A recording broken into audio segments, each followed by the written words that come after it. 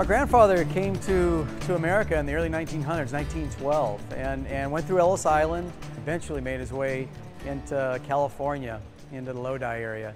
A simple country boy that, you know, it took a lot of guts for him to come to America, probably 16, 17 years old when he came, did not speak the language. He always seemed larger than life to me, and I was kind of in awe of him. He was a good man. He was a man's man.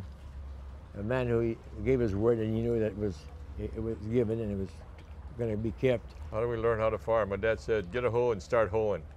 On-the-job training. On-job training, that's right.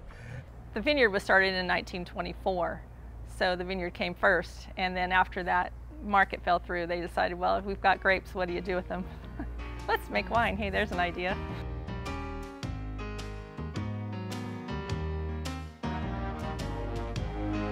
We didn't have a big winery. We just had, well, old barn, old hay barn is what we had for winery. And well, you know, we all worked here because that was expected. I mean, as an Italian family, it was expected for us to work on a farm, and we did. My name's Jun Tim Wong. I was born in Zhongshan, China, and I am the chief winemaker for Delicato Family Vineyards.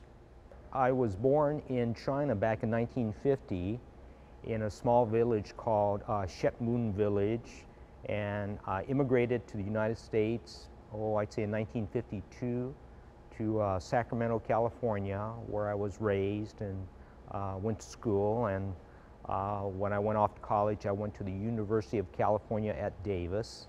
Fortunately, I had a good friend who was taking an introduction to winemaking class and convinced me to take that class along with her, and I did, and fell in love with the subject and ended up staying an extra year to take as many winemaking classes as I could. So that's how I got involved in the industry. My grandfather, you know, I think he would be proud that the family is still together and still working in the wine business that he started over 80 years ago. My experience with the Delicato Family Vineyards has been a very, very rewarding, challenging, promising one. That's something that is traditional in the Chinese culture. Strong family values, hard work, and just kind of, you know, knuckling down and doing the best you can at everything you can do. We started taking over the winery in the 50s. We started tangling with the old man because we had ideas of what we wanted to do, okay? And I mean, he wanted to keep things real slow and easy, but you know, we say, hey, we got to grow, we got to do this, got to do that. Well, it was kind of hard.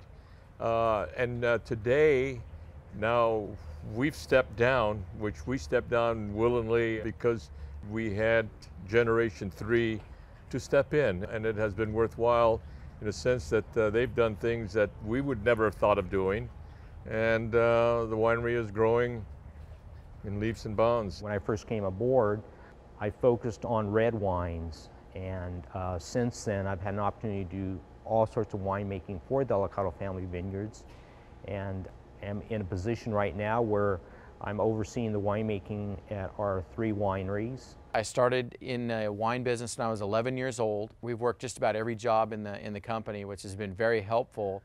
As we've gotten bigger, it's nice to have some, you know, a grounding in the business and understand the production side and the vineyards, and, you know, work with all the really great people that have come into the company over the years as well. Every year, whatever last year's maximum was the New Year's minimum, and we just kept growing year after year. Learning what interests the Chinese consumer, for me that's the challenge, and that is to introduce them to California wines, let them know that it's different, and to convince them that California wines are a good thing for the Chinese market.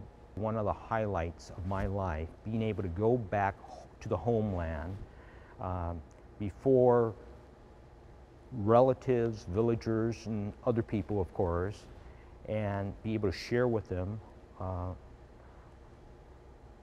the passion of my life, which is making wine. Today, our company focuses on 3 different wine regions within California. The first being Napa, which is in one of the premier grape growing regions in the world. We think the Central Coast also provides a wonderful value and quality that you can put in the bottle. Being so close to the water, it produces a really high quality grape. And we also think that the Lodi region is a very, very good region for growing really high value wines. And so we kind of look at that as our quality triangle, and we really get a majority of our grapes from those 3 grape growing regions. We never stop trying to make a better wine.